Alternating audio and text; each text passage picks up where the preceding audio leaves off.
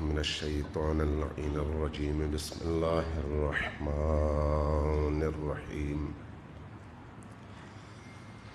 الحمد لله رب العالمين بارئ الخلائق أجمعين والصلاة والسلام على جميع الأنبياء والمرسلين سيما من سمي في الآفاق بأحمد وفي الأرض بأبي القاسم محمد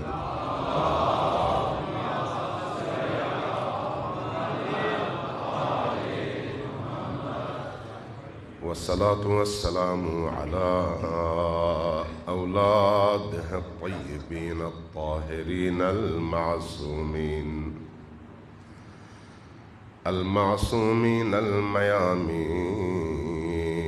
الميامين واللعنة الدائمة على أعدائهم أجمعين من يوم عداوتهم إلى قيام يوم الدين أما بعد فقد قال الله تبارك وتعالى في كتابه المجيد وهو أصدق القائلين وقوله الحق بسم الله الرحمن الرحيم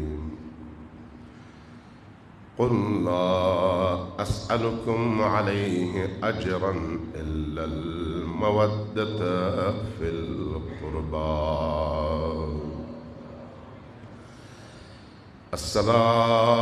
السلام على الحسين وعلى علي بن الحسين وعلى أولاد الحسين وعلى أصحاب الحسين صلوات محمد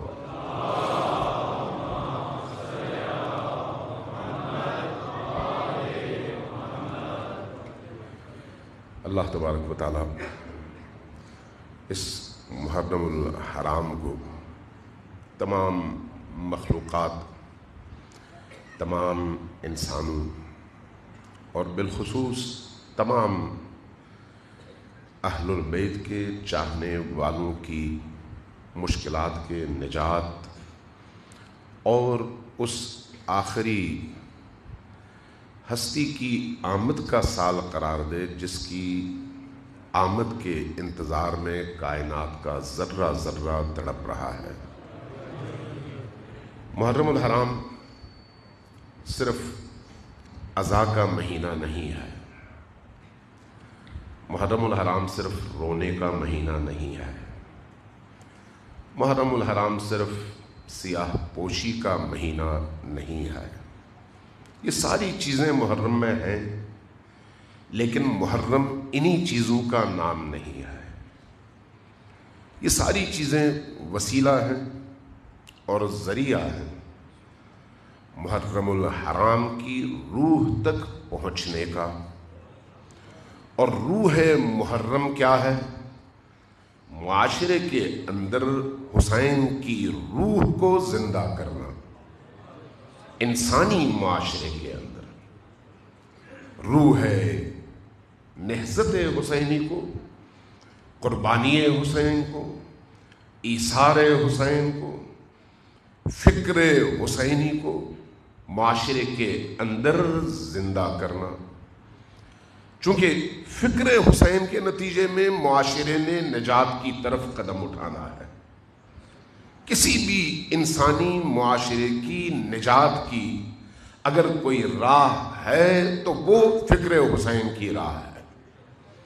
اگر کسی انسانی معاشرے نے توحیدی معاشرے کی طرف قدم اٹھانا ہے، انبیاء کے اقدار کی طرف قدم اٹھانا ہے، اگر انسانوں کی تربیت کرنی ہے اور وہ تربیت بھی جامع تربیت ہو، تو اس صورت میں حسین کا رستہ اپنائے بغیر کوئی چارہ اس معاشرے کے سامنے نہیں ہے.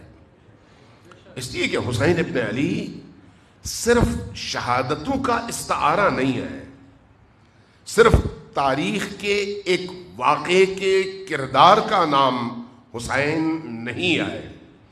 حسین ابن علی ایک مکتب ہے، حسین ابن علی ایک نظریہ ہے، حسین ابن علی ماضی کے تمام انبیاء کی تعلیمات کے نچوڑ کا نام ہے.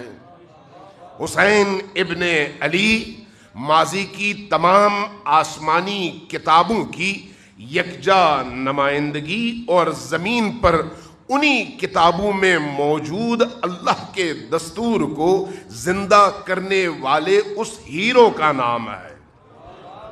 لہذا حسین کو پہچنوانے کی ضرورت ہے، حسین کی معرفت کو عام کرنے کی ضرورت ہے، اور حسین کی معرفت کو عام کرنے کا ذریعہ محرم الحرام ہے. چونکہ یہ معرفت، یہ شناخت، یہ اساس ہے، یہ بنیاد ہے. آپ مارکیٹنگ ٹول سے آپ سب واقف ہیں. اگر آپ کسی چیز کی مارکیٹ اور مارکیٹنگ کرنا چاہیں تو بڑی بڑی ملٹی نیشنل کمپنیاں بھی یہی کام کرتی ہیں. بار بار اس چیز کا تذکرہ، بار بار لوگوں کے سامنے اس کو پیش کرنا، بار بار لوگوں کی آنکھوں کو اسکرین کے ذریعے سے، لوگوں کی سماعتوں کو آواز کے ذریعے سے اس چیز سے یا اس آئٹم سے آشنا کرنا. مادی انسان کی ضرورت میں بھی، ضروریات زندگی میں بھی یہی اسلوب کار فرما ہے، مارکیٹنگ ٹول. تو کیا معنوی حوالے سے، فکری حوالے سے کسی پروگرام، کسی ہدف، کسی مقصد، کسی نظریے کی ترویج کے لیے کوئی ٹولز، کوئی طور و طریقے ہیں یا نہیں؟ یقیناً ہے. وہ جو ٹول، وہ جو طریقہ، وہ جو اسلوب ہے، وہ کیا ہے؟ وہ وہی ہے جس کی نشاندہی نبی کریم صلی اللہ علیہ وآلہ وسلم نے فرمائی ہے.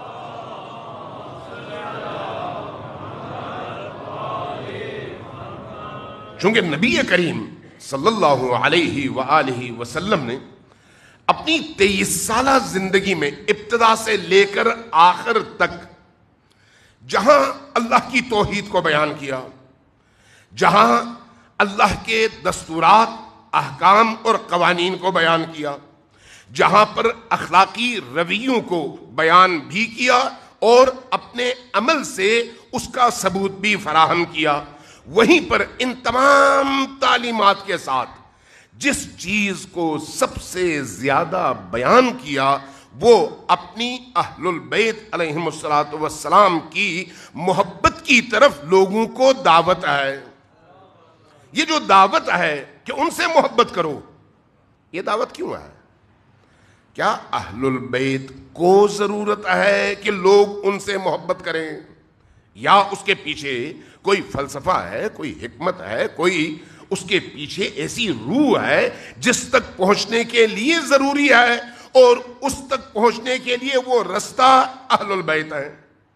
یقیناً جس طرح اللہ تبارک و تعالیٰ کی توحید کے اقرار کا کوئی فائدہ اللہ کو نہیں ہے، انسان کو ہے.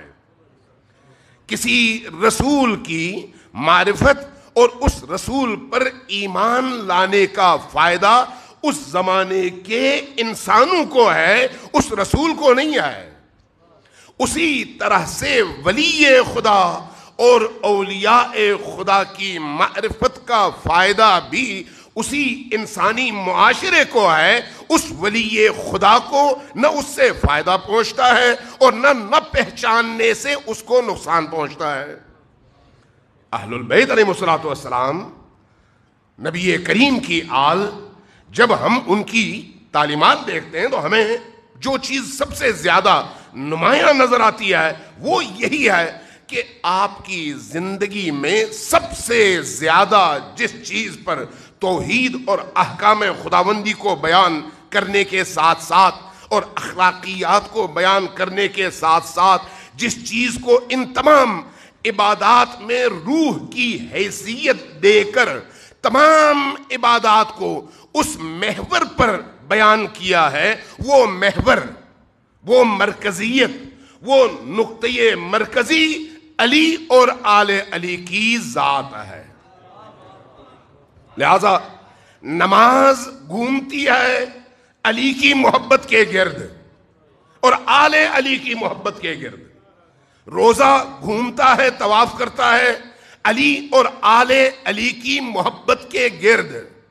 یہ اس لیے نہیں ہے کہ ان ہستیوں کو نبی کریم نے اپنے عزیز ہونے کے ناطے، اپنے بچے ہونے کے ناطے، اولاد کی محبت کی وجہ سے، قرابت کی وجہ سے، رشتہ داری کی وجہ سے کوئی خاص پروٹوکول دیا ہو۔ یہ رشتہ داری کا پروٹوکول نہیں ہے، یہ پروٹوکول مقام اور مرتبے کا ہے۔ ورنہ نبی کریم کے رشتہ دار تو ہوتے ہیں، نبی کریم کے اگر علی امیر المؤمنین چچا زاد بھائی ہیں تو چچا زاد بھائی اور بھی ہیں، اگر حضرت زہرا سلام اللہ علیہا اور ان کی اولاد آپ کی اولاد شمار ہوتی ہے تو تمام مسلمان ایک دعویٰ کرتے ہیں کہ نبی کریم کی 3 بیٹیاں اور بھی تھیں، تو اگر 3 بیٹیاں اور بھی تھیں تو وہاں پر بھی اسی طرح کا بیہیویئر اور اخلاق نظر آنا چاہیے تھا بیٹی ہونے کی حیثیت سے، لیکن ایسا کوئی نظر نہیں آتا، کہیں پر بھی نظر نہیں آتا۔ خود حضرت زہرا سلام اللہ علیہا کے حوالے سے چونکہ وہ نقطۂ مرکزی ہیں کہ کوئی بھی معاشرہ اور انسان ذرہ برابر وہاں سے منحرف ہو تو پھر ہر چیز سے منحرف ہو گیا۔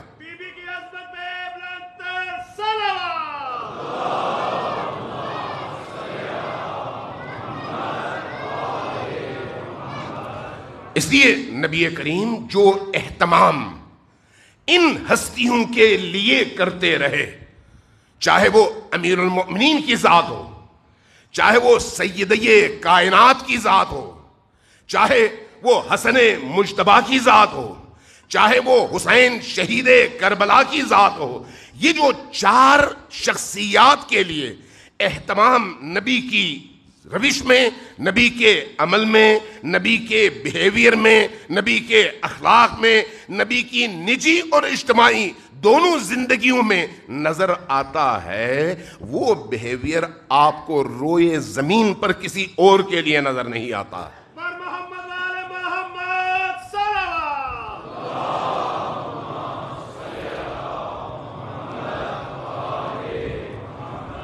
علماء اہل سنت بیٹھے ہوئے تھے ایک جگہ اور حضرت زہرا سلام اللہ علیہ پر ایسے ہی ایک گفتگو شروع ہوئی، کسی نے کچھ کہا، کسی نے کچھ کہا، کسی نے کہا کہ بھئی نبی کی تو 4 بیٹیاں ہیں تو جس طرح سے باقی اسی طرح سے حضرت زہرا سلام اللہ علیہ وغیرہ وغیرہ، ہر ایک نے اپنی دانست، اپنی فکری سطح اور اپنی اپروچ کے تحت کوئی نہ کوئی بات کر دی۔ میں نے وہاں پر ایک جملہ کہا، جب یہ جملہ میں نے کہا تو اس کے بعد کافی سارے لوگ کچھ دیر خاموش رہے اور اس کے بعد اکثریت نے کہا کہ آپ کا یہ نقطہ واقعی قابل غور ہے، ہم نے کبھی اس پہلو سے نہیں سوچا تھا۔ اس کی وجہ یہی ہے کہ ہم جب اہل البیت کو دیکھتے ہیں نبی کی نگاہ سے دیکھتے ہیں، نبی کی نگاہ سے، جب دوسرے دیکھتے ہیں تو وہ نبی کی نگاہ سے نہیں دیکھتے، وہ اپنے ان میلانات اور وابستگیوں کی نگاہ سے دیکھتے ہیں۔ جب آپ اپنے میلانات اور وابستگیوں کی نگاہ سے دیکھیں گے تو دوسروں کو بھی اسی طرح سے دیکھیں گے جس طرح سے خود کو دیکھتے ہیں۔ اپنی اولاد کو جس طرح سے دیکھتے ہیں اسی نسبت سے نبی کی اولاد کو دیکھیں گے، نبی کے گھرانے کو دیکھیں گے. اس لیے پھر وہاں پر اپنی محبت کا قیاس کریں گے نبی کی اپنی آل سے محبت کے مقابلے میں. دیکھیں گے بھئی ہم اپنے بچوں سے اس طرح سے محبت کرتے ہیں تو اس لیے نبی کریم بھی اسی طرح سے محبت کرتے ہوں گے. چونکہ ہر چیز کا محور ان کی اپنی ذات، ان کے اپنے تمایلات، ان کے اپنے میلانات، ان کے اپنے رشتے ناطے اور ان کی وابستگیاں ہیں. جبکہ مکتب اہل البیت میں وابستگیوں کا معیار میری ذات نہیں ہے بلکہ نبی کی ذات ہے، اور میری خواہشات کا محور بھی نبی کی خواہشات ہیں. میں اپنی خواہشات کا نہیں، نبی کی خواہشات کا تابع ہوں. تو میں نے وہاں پر یہ عرض کیا کہ نبی کے بارے میں آپ سب اس بات کے قائل ہیں اور بیان کرتے ہیں کہ نبی کریم چند امتیازی خصوصیات کے ساتھ حضرت زہرا اور حضرت علی امیر المؤمنین علیہم الصلوۃ والسلام کے حوالے سے اپنے اخلاق سے چیزیں ثابت کرتے تھے. ان میں سے ایک یہ ہے کہ جب کبھی بی بی تشریف لاتی تو آپ ان کے استقبال کے لیے کھڑے ہو جاتے ہیں. یہ معروف ہے اور آپ سب کو معلوم ہے. جب آپ تشریف لاتی آپ اپنی جگہ سے کھڑے ہو جاتے، صرف کھڑے نہیں ہوتے بلکہ چند قدم آگے بڑھتے. چند قدم آگے نہیں بڑھتے بلکہ جا کر بیٹی کا بوسہ لیتے. اور وہ جو بوسہ لیتے بعض روایات میں ہاتھ کا بوسہ ہے، بعض روایات میں پیشانی اور گلے کا بوسہ ہے. بوسہ لینے کے بعد واپس آ کر اپنی جگہ فاطمۃ الزہرا سلام اللہ علیہا کو بٹھاتے اور خود سامنے بیٹھ جاتے. بی بی کی عظمت پہ بلند تر صلوات.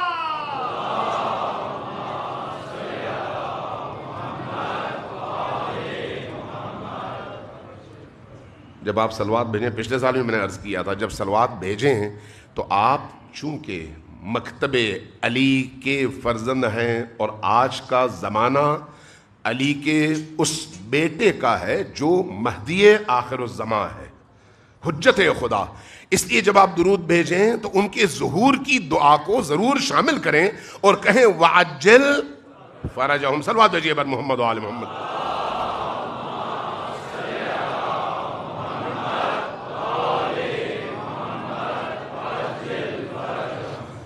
اللہ آپ کے اس درود کو قبول فرمائے اور ہمیشہ ہماری زندگی کا حصہ بنائے اس درود کو. تو میں نے عرض کیا کہ دیکھیں جب رسول کریم یہ بیہیویئر اور اس اخلاق کا مظاہرہ کرتے اپنی بیٹی کے ساتھ تو آیا یہ ایک باپ کی بیٹی سے محبت کا اظہار تھا یا اللہ کی ایک حجت کا اللہ کی دوسری حجت کے مرتبے کے احترام کا اظہار تھا؟ سوچنے والی بات یہ ہے. کیسے پتا چلے؟ میں نے کہا اگر باپ اور بیٹی کی محبت کا اظہار ہو نا تو دو پہلو ہیں. ایک یہ ہے کہ پھر نبی کریم کو آپ کے بقول باقی بیٹیوں کا بھی اسی طرح کا احترام کرنا چاہیے تھا، اور تاریخ میں احادیث میں اس طرح کی متعدد روایات ملتی جبکہ کوئی روایت نہیں ملتی، کوئی ایک حدیث بھی نہیں ملتی.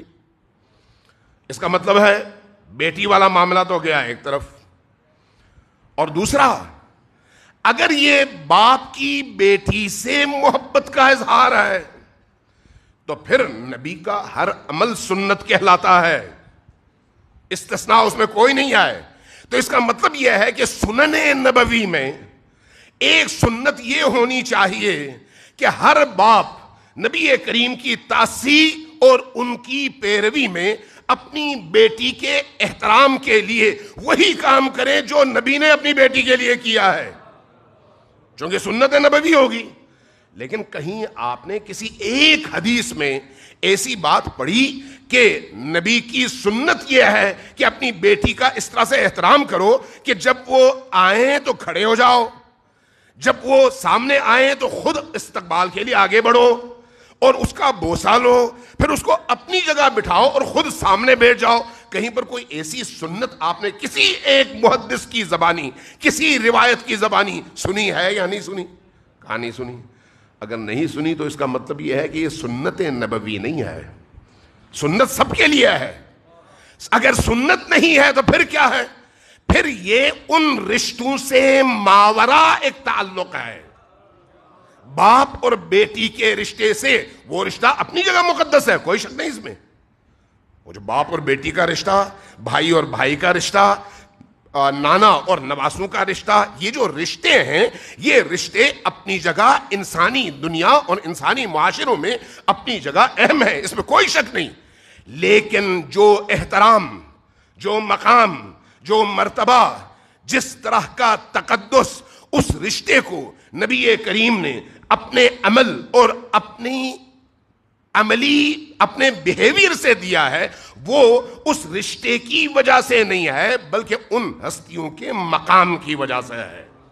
نعرہ تکبیر, نعرہ رسالت, نعرہ حیدری, محمد آل محمد صلوات. اللہم صلی اللہ.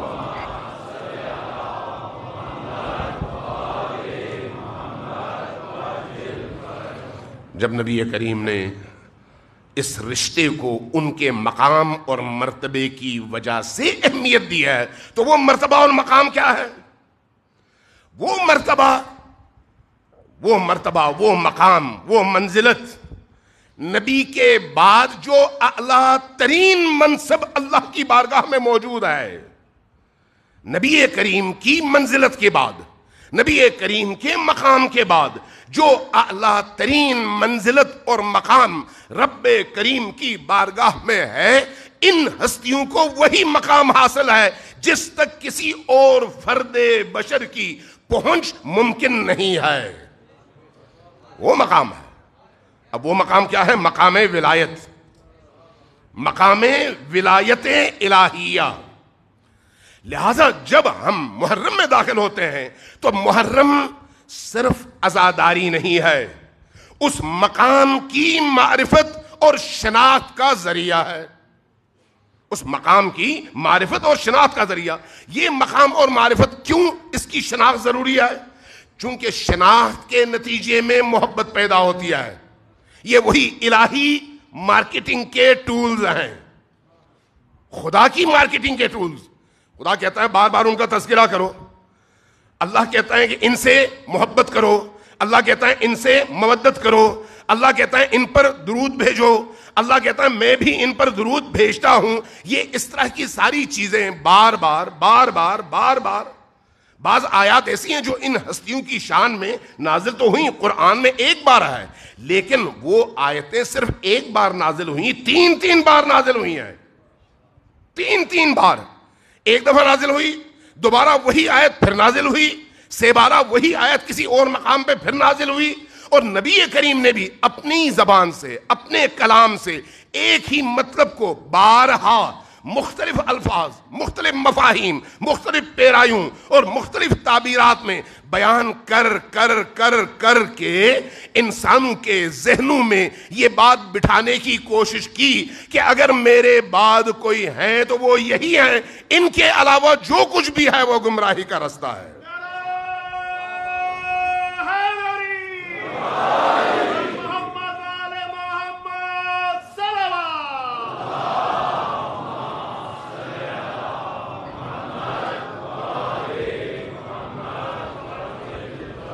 تو جب ہم محرم مناتے ہیں تو محرم صرف 61 ہجری میں ہونے والے اس قتل عام, بربریت, درندگی اور ظلم اور ستم کی صرف یاد نہیں ہے, صرف یاد نہیں ہے.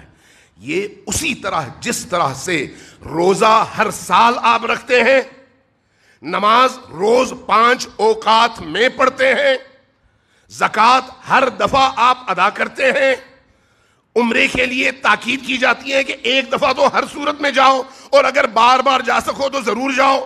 حج جس میں ایک دفعہ آپ پر فرض ہے, لیکن اگر آپ کر سکیں تو بار بار جائیں, حتیٰ قرضہ لے کر جائیں.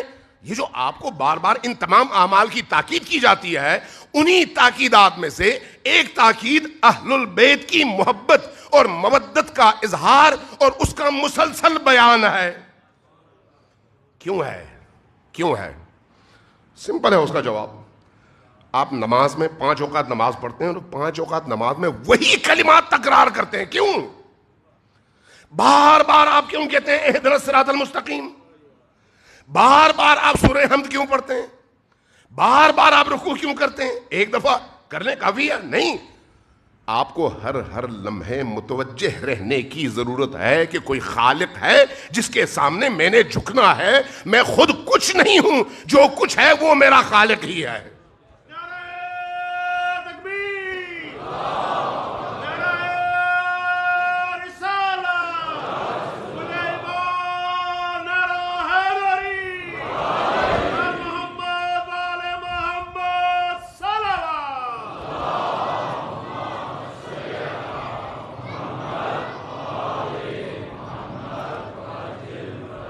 اسے جو بات سمجھنے کی ہے وہ یہ ہے کہ ان ہستیوں کی یاد، ان ہستیوں کا ذکر، ان ہستیوں کے حوالے سے وارد آیات، احادیث، سنن، واقعات اور جتنے نشیب و فراز تاریخ کے ہیں ان کے بار بار بیان کرنے کا مقصد کیا ہے؟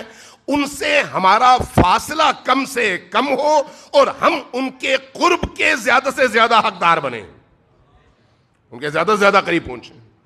قریب پہنچنے کے لیے جو پہلی شرط ہے وہ ہے شناخت. جب آپ کو شناخت حاصل ہوگی تو آپ کے اندر کشش پیدا ہوگی. آپ جس چیز کو نہیں جانتے اس کے بارے میں کشش پیدا نہیں ہوگی. اس لیے ان کو جاننا ضروری ہے. جاننے کا مطلب کیا ہے؟ امیر المؤمنین کا نام جاننا، یا ان کے والد اور والدہ کا نام جاننا، یا ان کی پیدائش کی تاریخ کو جاننا، یا ان کی شہادت کی تاریخ کو جاننا، یا ان کی زندگی میں پیش آنے والے واقعات کو جاننا نہیں. یہ چیزیں اس کے تابع ہیں جو اصل شناخت ہے. اور وہ کیا ہے؟ مقام اور مرتبہ علی. مقام اور مرتبہ علی. اسی تسلسل میں فاطمہ الزہرا سلام اللہ علیہا، اسی تسلسل میں امام حسن اور امام حسین علیہم الصلاۃ والسلام. لہذا پہلا مرحلہ شناخت کا مرحلہ ہے. پہلا مرحلہ کہ ان کو ہم پہچان سکیں. پہچاننے کے نتیجے میں ایک تعلق قائم ہو جاتا ہے. جب تعلق قائم ہوتا ہے تو وہ تعلق جیسے جیسے پہچان بڑھتی ہے مانوسیت بڑھتی ہے، جیسے جیسے انس بڑھتا ہے مانوسیت بڑھتی ہے، محبت بڑھتی ہے. جیسے جیسے محبت بڑھتی ہے انسان آہستہ آہستہ محبوب کے قریب تر ہوتا چلا جاتا ہے. یہ جو قرب محبوب ہے، قرب محبوب، اس قرب میں جیسے جیسے اضافہ ہوتا چلا جائے معرفت کے لحاظ سے، عمل کے لحاظ سے، علم کے لحاظ سے، چونکہ بہت سارے حوالے ہیں جن کے تحت انسان ان کا قرب اور ان کی معرفت حاصل کرتا ہے. جیسے جیسے یہ معرفت بڑھتی چلی جاتی ہے ویسے ویسے وہ شخص صرف بدن کے لحاظ سے نہیں، فکر اور روح کے لحاظ سے ان کے قریب تر ہوتا چلا جاتا ہے. جتنا انسان ان ہستیوں کے قریب تر ہوتا چلا جاتا ہے ان کی ولایت کے دائرے میں زیادہ سے زیادہ داخل ہوتا چلا جاتا ہے. وہ جو ان کی ولایت کے دائرے میں داخل ہوتا ہے، وہ ولایت کے دائرے میں داخل ہونا نعرے حیدری یا علی نہیں ہے، یہ اس کی ایک علامت ہے. وہ جو ولایت میں داخل ہونا ہے، اس ولایت میں داخل ہونے کے بعد ایک شخصیت مولا کہلاتی ہے، اور وہ جو تابع ہے پیچھے چلنے والا وہ موالی کہلاتا ہے. موالی مولا کے پیچھے پیچھے اس طرح سے چلتا ہے اسی قربت کے نتیجے میں کہ حضرت سلمان فارسی کے حوالے سے روایت ہے کہ نبی کریم آگے چلتے، سلمان فارسی پیچھے چلتے. دیکھنے والے دیکھتے جہاں نبی قدم رکھ رہے ہیں سلمان فارسی وہاں ہی قدم رکھتے ہیں، ادھر ادھر قدم نہیں رکھتے. پوچھتے کہ آپ یہ کیوں کرتے ہیں؟ فرماتے کہ اس نبی کی تاسی اس طرح سے کرنی چاہیے کہ ظاہری اقدام میں بھی قدم اٹھاتے ہوئے اور رکھتے ہوئے اس مقام سے منحرف نہ ہو جہاں نبی کھڑے ہیں. یہ پیروی ہے.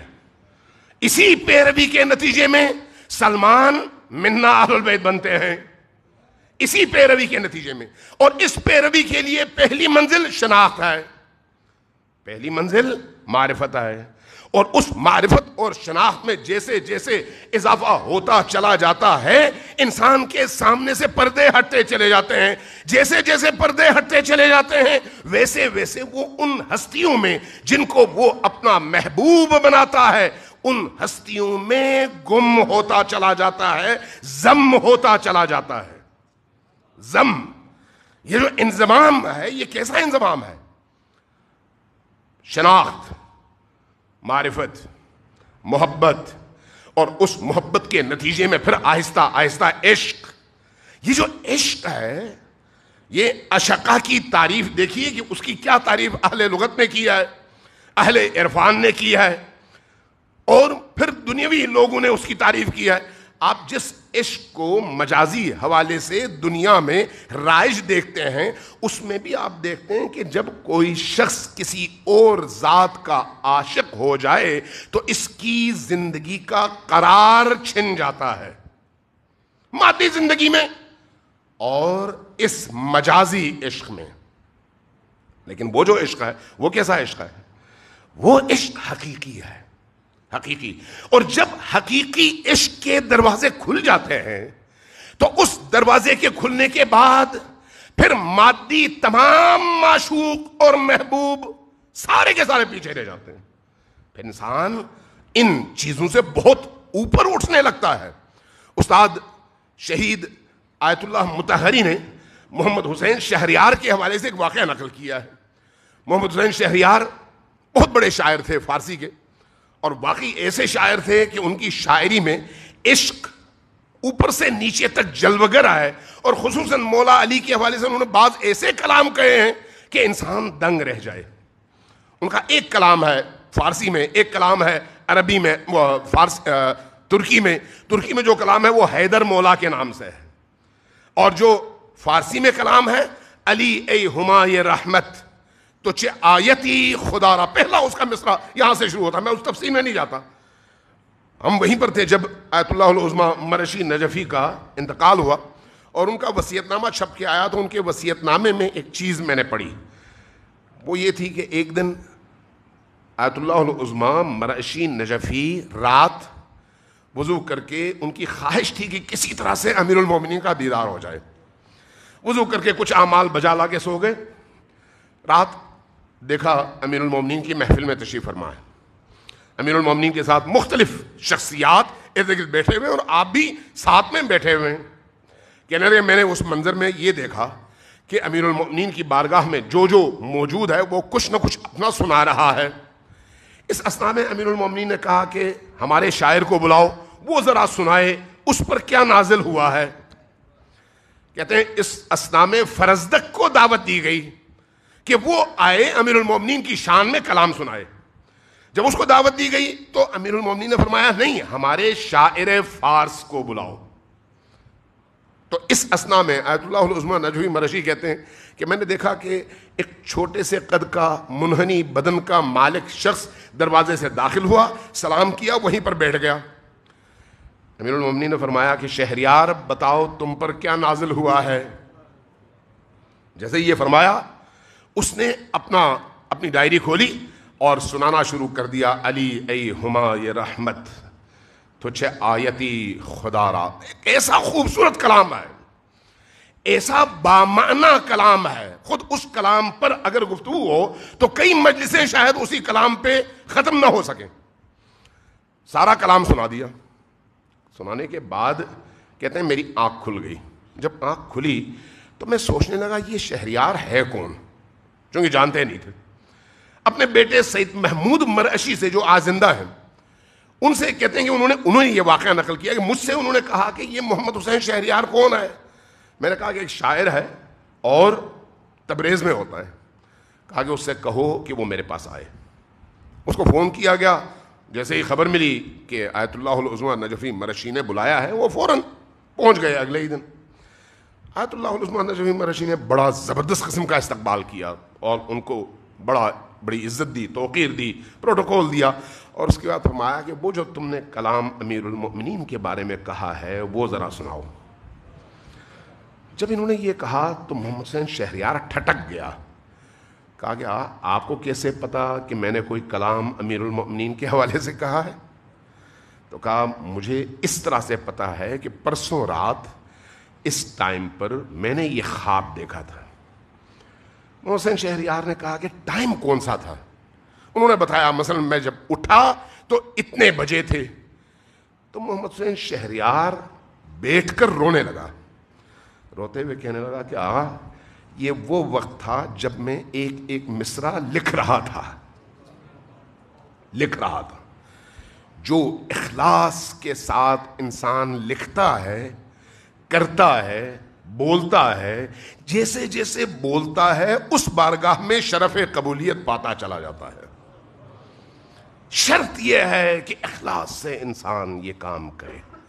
استاد شہید مطہری نے ان کے حوالے سے یہ لکھا کہ نوجوان تھے اور تہران میں میڈیکل کے اسٹوڈنٹ تھے، کسی خاتون سے اپنی کلاس فیلو سے ان کا وہ ہوا، دوستی ہو گئی، شادی کی دعوت دی تو انہوں نے کہا میرے والدین سے بات کرو، والدین مانے نہیں تو رشتہ نہیں ملا۔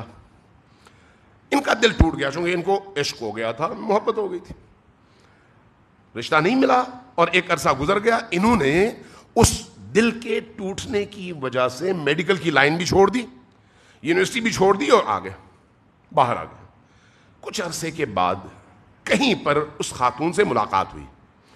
اس خاتون نے کہا کہ دیکھو اب میں آزاد ہوں، اب اگر چاہو تو میں تم سے شادی کر سکتی ہوں، تب میرے والد کی طرف سے پابندی تھی، اب شاید وہ وفات پا گئے یا کوئی اور مسئلہ ہے، اب میں تم سے شادی کرنے کو تیار ہوں۔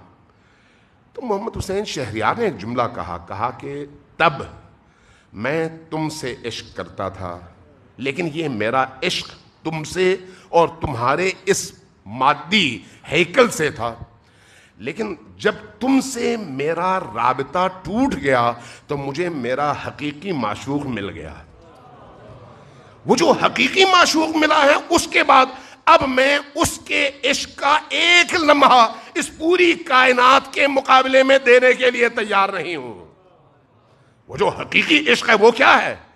وہ اللہ کا عشق، معبود کا عشق، محمد مصطفیٰ کا عشق، علی مرتضیٰ کا عشق، فاطمۃ الزہرا سلام اللہ علیہا کا عشق، حسن اور حسین علیہ السلام کا عشق، اہل البیت علیہ السلام کا عشق، اور اپنے زمانے کے اس حاضر اور ناظر اور دیکھنے والے اس امام کا عشق جس کی نگاہوں کے سامنے ہمارے تمام اعمال موجود ہیں۔ یہ حقیقی عشق ہے۔ اس حقیقی عشق تک پہنچنے کے لیے معرفت پہلا زینہ ہے، محبت اس کے بعد کا مرحلہ ہے، مودت اس کے بعد کا مرحلہ ہے، یہاں تک کہ ایک وقت ایسا آتا ہے کہ یہ عاشق اپنے معشوق کے وجود میں اس طرح سے ضم ہو جائے کہ اپنی شناخت کھو دے، اس کی جو بھی شناخت ہو وہ معشوق کی نسبت سے ہو۔ کربلا اور محرم اس عشق کے سفر کا مکتبہ ہے، حسین ابن علی اس عشق کا دروازہ ہے اور سریع ترین رستہ ہے۔ یہ جو ہم پڑھتے ہیں اہدنا الصراط المستقیم، اہدنا الصراط المستقیم، ہر نماز میں پڑھتے ہیں، ہر نماز میں کم از کم 2 رکعتوں میں 2 دفعہ تو کم از کم تکرار کرتے ہیں فرض نمازوں میں۔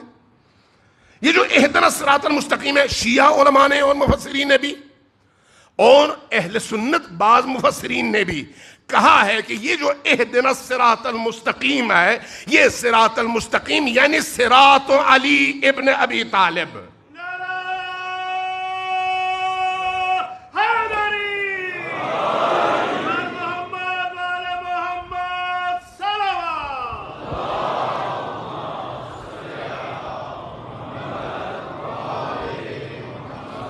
یہ جو صراط علی ابن ابی طالب ہے اس کو ہدایت کا رستہ اللہ نے قرار دیا اور فرمایا کہ روز جتنی نمازیں تم پڑھتے ہو ان نمازوں میں کم از کم بھی 2 بار اللہ سے دعا کرو کہ تمہیں علی کے رستے پر استقامت عطا فرمائے۔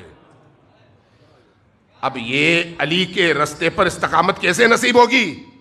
رٹنے سے نہیں، رٹنے سے تو نہیں ہو، ساری دنیا پڑھتی ہے، لیکن علی کے رستے کے آگے چلتی ہے۔ کربلا میں جو لوگ حسین ابن علی کے مقابلے میں تھے، کیا وہ اہدنا الصراط المستقیم نہیں پڑھتے تھے؟ پڑھتے تھے۔ پھر اس پڑھنے اور اس پڑھنے میں فرق کیا ہے؟ شناخت کا، علم کا، معرفت کا، محبت کا، عشق کا، مودت کا، اور اپنے محبوب کے وجود اور اس کی ذات میں گم اور مستغرق ہونے کا، یہ ہے فرق۔ لہذا جو ادھر چلتے ہیں وہ اپنی شناخت آہستہ آہستہ مٹاتے ہیں، جو ادھر چلے جاتے ہیں وہ مقابلے میں کھڑے ہو جاتے ہیں۔ لہذا محرم کا چاند اس دروازے کو کھولنے کا ایک بہت بڑا ذریعہ ہے، جو دروازہ ہمیں ان معشوقوں اور ان محبوبوں تک پہنچانے کا ذریعہ ہے۔ صلوات بھیجیے محمد و آل محمد۔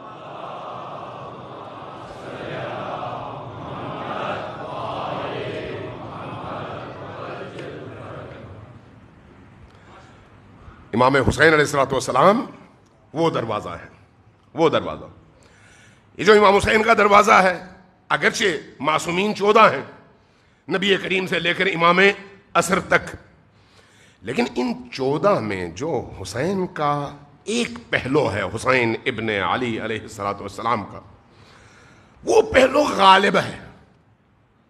اس کا مطلب یہ نہیں ہے کہ باقیوں کا وہ پہلو نہیں ہے، نہیں، معصومین میں تمام ان اہل البیت کے افراد اور مصادیق میں ہر ایک ان کمالات میں برابر کا شریک ہے، تمام کمالات میں، لیکن ہر امام اور ہر معصوم کی نسبت سے کوئی ایک کمال، کوئی ایک صفت، کوئی 2 صفات ایسی ہیں جو باقی صفات کی نسبت زیادہ اجاگر ہو گئی ہیں، نمایاں ہو گئی ہیں۔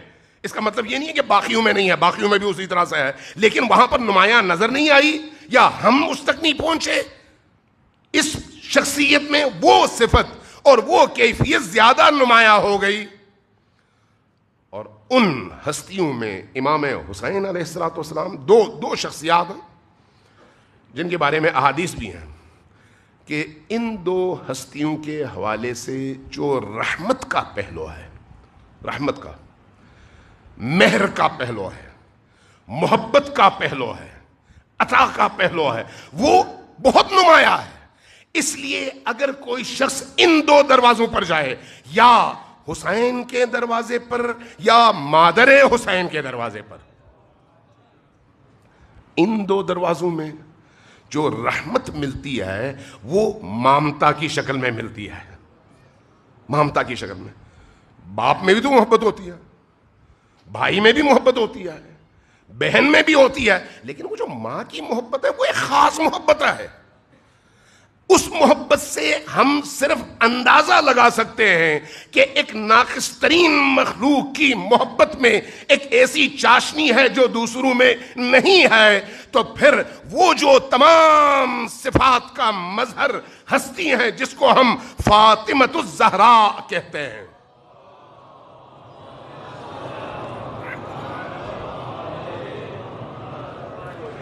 اور وہ ہستی جن کو ہم حسین ابن علی شہید کربلا کہتے ہیں، جن کی خصوصیات عجیب و غریب ہیں، عجیب و غریب، کہیں اور آپ کو وہ خصوصیات نہیں ملتی۔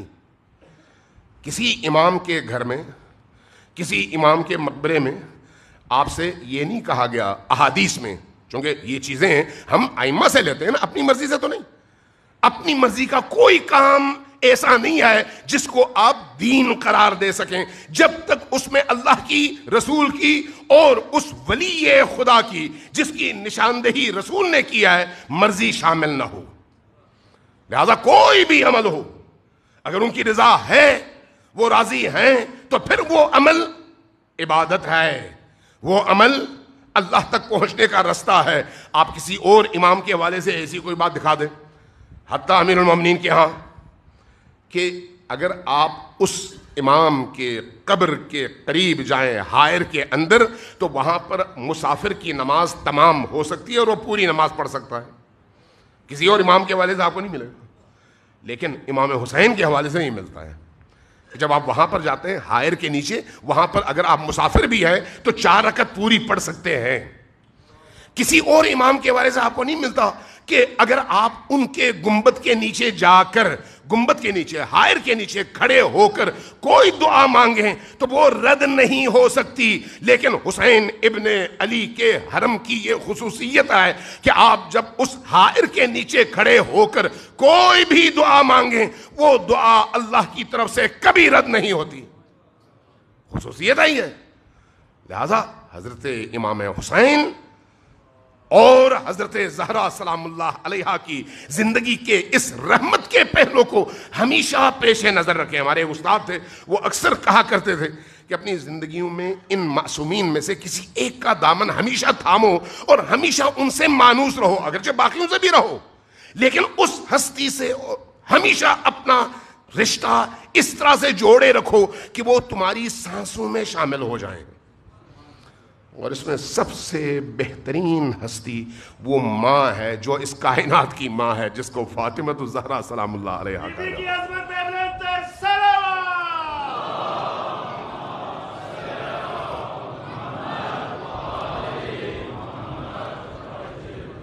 تو امام حسین علیہ السلام کی بارگاہ میں اس محرم الحرام میں آنے کا مطلب اس دروازے کو کھولنا ہے تاکہ انسان اس مقام تک پہنچ سکے. امام حسین کون ہے؟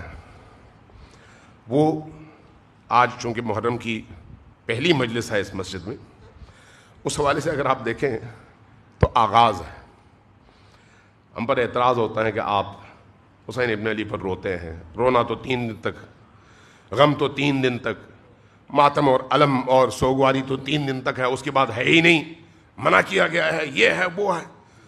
عقل کے اندھوں کو یہ بات سمجھ نہیں آتی کہ تمہارا باپ اور تمہاری ماں کا مسئلہ نہیں ہے، یہ رسول کے گھرانے کا مسئلہ ہے. رسول کا گھرانہ تمہارے گھرانے کی طرح سے نہیں ہے. اپنے مردے پر تم 3 دن بے شک نہ رو، لیکن یہ حسین کا گھرانہ ہے، ساری عمر بھی رو تو کم ہے. حسین کا گھرانہ، نبی کریم کا بیٹا، نبی کریم کا فرزند، وہ جس کی شہادت کے بعد نہیں، شہادت کے بعد نہیں، شہادت سے پہلے جب حضرت امام حسین علیہ السلام کی پیدائش ہوئی ہے اور لا کر رسول پاک کی گود میں رکھا گیا ہے،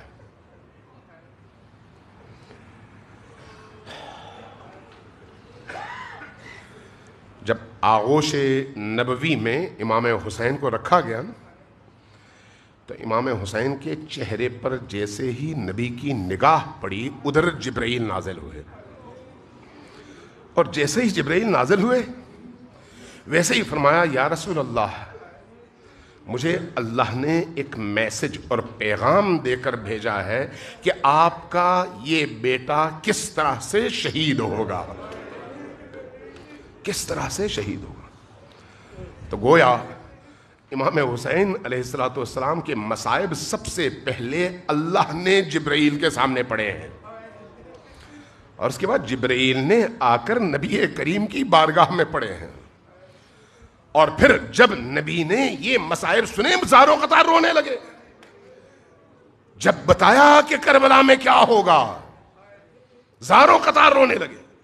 جیسے ہی رونا شروع کیا، سامنے امام علی بیٹھے ہوئے ہیں، حضرت زہرا بیٹھی ہوئی ہیں. اس گھر میں خوشی کے چاند کے طلوع کا وقت ہے، لیکن اس وقت سب رو رہے ہیں چونکہ نبی رو رہے ہیں. یا رسول اللہ کیوں رو رہے ہیں؟ اس لیے کہ اس وقت جو بچہ آیا ہے اس کو کربلا کی تپتی زمین پر بے یار و مددگار اور بھوکا پیاسا ذبح کر دیا جائے. ابھی تو وہ بچہ ہے، ابھی تو وہ جوان بھی نہیں ہوا، بڑا بھی نہیں ہوا، ابھی تو وہ آیا ہے. تو اس کا مطلب ہے کہ حسین پر گریا فطرت انسانی کا تقاضا ہے. اگر انسان انسان ہے تو حسین پر روئے بغیر رہ نہیں سکتا. اور صرف نبی کریم روئے نہیں، شیخ صدوق کی میں روایات دیکھتا رہا آج، اور شیخ مفید کی، اور بہت سارے ایسے بڑے بڑے علماء کی، حتیٰ علامہ مجلسی کی بہار میں، کہ حضرت آدم سے لے کر نبی کریم تک جتنے بھی بڑے اولو العزم انبیاء آئے سب کو اللہ نے حسین کی معرفت کرائی ہے. یہاں تک کہ جب حضرت آدم اور حضرت حوا الگ الگ ہوئے اور حضرت آدم حضرت حوا کی تلاش میں تھے، تو اس تلاش میں جب کربلا کی سرزمین پر حضرت آدم کے قدم لگے تو روایت کہتی ہے کہ چند قدم چلنے کے بعد حضرت آدم کو ٹھوکر لگی اور پاؤں زخمی ہوا اور خون بہنے لگا. اللہ کی طرف نگاہ اٹھائی، کہا کہ یا اللہ کیا مجھ سے کوئی اور خطا ہوئی ہے جو مجھے یہ سزا ملی؟ فرمایا نہیں، یہ تمہاری کسی خطا کی سزا نہیں ہے، یہ اس زمین کی خصوصیت ہے. کہا وہ کون سی خصوصیت ہے؟ کہا کہ اس میں تمہارے صلب میں سے حسین ابن علی آئے گا اور اس سرزمین میں بے دردی سے شہید کیا جائے گا. جب یہ سنا تو کہا کہ کیا وہ نبی ہیں؟ فرمایا نہیں، تمہارے صلب سے آخری نبی کے فرزند ہیں، آخری نبی کے فرزند ہیں. یہ سنا اور وہ رونے لگے، اور اسی رونے کے نتیجے میں جیسے ہی وہ آگے بڑھے عرفات کی سرزمین پہ پہنچے اور حضرت حوا سے ملاقات ہوئی. یہ روایات کہتی ہیں، ہماری روایات، اہل البیت کی روایات. اسی طرح سے وہ جو دعا آپ سنتے ہیں کہ حضرت آدم نے دعا مانگی یا حمید بحق محمد، یا عالی بحق علی، ویا فاطر بحق فاطمہ، ویا محسن بحق الحسن، ویا قدیم الاحسان بحق الحسین. یہ حضرت آدم کی دعا ہے اور اللہ کی طرف سے تعلیم کردہ دعا ہے. جب یہ دعا پڑھتے جا رہے تھے، جب حسین ابن علی کا نام حضرت آدم کی زبان پر جاری ہوا تو تڑپ کر روئے. رونے کے بعد اللہ سے پوچھا کہ یا اللہ باقی ناموں میں میری یہ کیفیت نہیں ہوئی، اس نام پر آ کر میں کیوں اس طرح سے رویا؟ جواب آیا کہ یہ وہ مظلوم ہے جس پر کائنات کا ذرہ ذرہ روتا ہے. کن کن انبیاء کا میں واقعہ نقل کروں، روایات نقل کروں، احادیث نقل کروں. اب ذرا سوچئے، جب اس بچے کو نبی کی آغوش میں دیا گیا اور نبی کریم نے اس بچے کو اپنی آغوش میں اٹھایا تو اس وقت آپ کے ننھے ننھے ہاتھوں کا بوسہ لیتے تھے، آپ کی پیشانی کا بوسہ لیتے تھے، آپ کے گلے کا بوسہ لیتے تھے، آپ کے رخسار کا بوسہ لیتے تھے، اور بوسہ لیتے چلے جاتے تھے اور روتے چلے جاتے تھے. اور یہ منظر فاطمہ الزہرا سلام اللہ علیہا دیکھ رہی تھی. وہی فاطمہ الزہرا سلام اللہ علیہا جنہوں نے جب تک زندہ رہیں ان بچوں کی تربیت میں وہی الہی اسلوب اپنایا، اور تربیت میں یہ چیز شامل تھی کہ کربلا میں تمہارے ساتھ جو ہوگا اس میں تم نے کس طرح کا کردار ادا کرنا ہے. اسی تربیت کا حصہ ہے. وہ جو آپ مصائب میں سنتے ہیں، روایات میں پڑھتے ہیں کہ حضرت زہرا سلام اللہ علیہا کی وصیتیں ہیں امام حسین علیہ السلام کو، حضرت زینب سلام اللہ علیہا کو. کب؟ جب یہ دونوں بچے چھوٹے چھوٹے تھے، 3 سال 3.5 سال یا اس سے بھی کم اس عمر کے بچے. حضرت زہرا سلام اللہ علیہا اس دور میں اپنی شہادت سے پہلے ان بچوں کے ذہن میں یہ بات بٹھا رہی تھیں کہ تم نے اللہ کے دین کی حفاظت کے لیے قربانی دینی ہے اور اس قربانی میں استقامت دکھانی ہے. یہ وہ تربیت ہے. لہذا آپ حضرت زہرا سلام اللہ علیہا کی اپنی زندگی میں دیکھتے ہیں کہ آخری جو لمحات ہیں نا، ان لمحات میں بھی چونکہ انسان اپنی زندگی کے آخری لمحات میں اللہ کی طرف جب جا رہا ہوتا ہے تو اس وقت روایات میں ہے کہ اس دنیا سے متعلق جتنی بھی وابستگیاں ہیں ان کو کمزور سے کمزور کرو تاکہ یکسوئی کے ساتھ اللہ کی طرف متوجہ ہو سکو. اگرچہ یہ ہستیاں ان تمایلات اور ان خواہشات سے ماورا ہستیاں ہیں، لیکن اسماء بنت امیس کی جو روایت ہے کہ بی بی نے وصیت فرمائی، بلکہ کہا کہ میں نہانے جا رہی ہوں، غسل کر رہی ہوں، غسل کے بعد میں نئے کپڑے پہنوں گی چونکہ آج میں نے بابا کی بارگاہ میں جانا ہے. لیکن یہ جو بچے ہیں ان بچوں کو اپنے پاس رکھو، میرے پاس آنے نہ دو، اپنے پاس رکھو. اور جب یہ بچے کچھ دیر بعد میرے دروازے پر دستک دینا، اگر میرا دروازہ کھلے جواب آئے تو ٹھیک ہے، اگر جواب نہ آئے تو مسجد میں جانا، علی کو خبر کر دینا اور کہنا کہ حسن اور حسین یتیم ہو گئے۔ اسماء بنت امیس کہتی ہیں کہ میں نے یہ منظر دیکھا، بی بی کے دروازے پر آئی، دستک دی، جب دستک دی دروازے سے نہ آواز آئی نہ جواب اور نہ دروازہ کھلا۔ یہ منظر میں نے دیکھا، میری چیخ نکلی، میں روئی، بچے بھی متوجہ ہوئے۔ جب بچے متوجہ ہوئے تو میں نے خادم کو بھیجا مسجد کی طرف۔ بی بی کی تربیت دیکھیے کہ جب مسجد کی طرف بھیجا اور امیر المؤمنین کو جیسے ہی خبر ملی تو امیر المؤمنین اپنی جگہ سے ایک دفعہ زمین سے اٹھے، اس کے بعد ان کے حلق سے ایک بلند چیخ نکلی اور اس کے بعد جب زمین پر گرے تو پھر ہوش میں نہیں تھے۔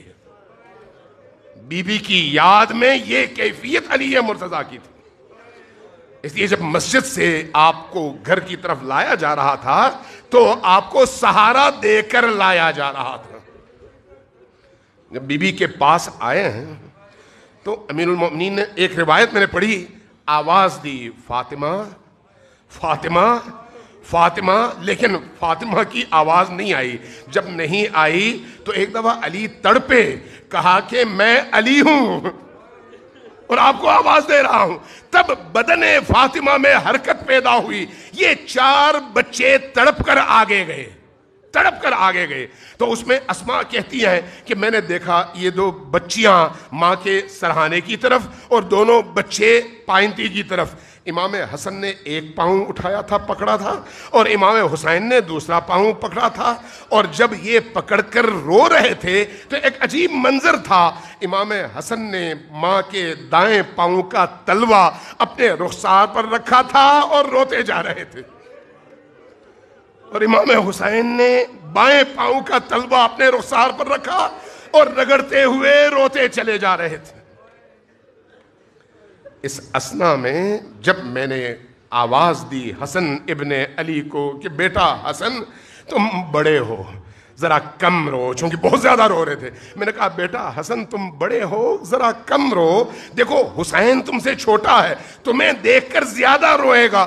جواب میں کیا فرمایا؟ فرمایا اماں جو کچھ حسن نے دیکھا ہے وہ حسین نے نہیں دیکھا، جو کچھ حسن نے دیکھا ہے وہ حسین نے نہیں دیکھا۔ اس لیے جب امیر المؤمنین نے فاطمہ الزہرا سلام اللہ علیہا کو مخاطب کیا اور بدن فاطمہ میں حرکت ہوئی اور تکلم کا سلسلہ شروع ہوا تو کہا بی بی اب جب آپ جا رہی ہیں تو اپنے والد کی بارگاہ میں جا کر ان سے کہیے کہ علی اکیلا رہ گیا، علی اکیلا رہ۔ انا للہ و انا الیہ راجعون وسیعلم الذین ظلموا ای منقلب ینقلبون۔ نسألک اللہم ونرعوک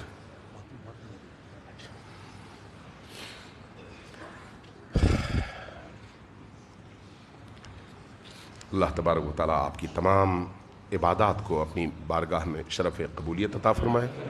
چونکہ ماتمداری ہے اس لیے دعا کا وقت نہیں ہے، مجھے بھی دوسری مجلس میں پہنچنا ہے، لیکن اس کا مطلب یہ نہیں ہے کہ آپ دعا نہ مانگیں، چونکہ آپ کی یہ مجلس، مسجد، یہ فضا اس وقت یاد اور ذکر علی، آل علی، فاطمہ اور حسنین کے ذکر سے معطر ہے، اور اس معطر فضا میں کوئی دعا رد نہیں ہوتی، اس لیے ضرور دعا کیجئے۔ اللہ تبارک و تعالی ہم سب کی حاجات کو قبول فرمائے اور ہمیں علی اور آل علی کے رستے پر گامزن فرمائے۔ صلوات بھیجئے بر محمد و آل محمد۔ حسین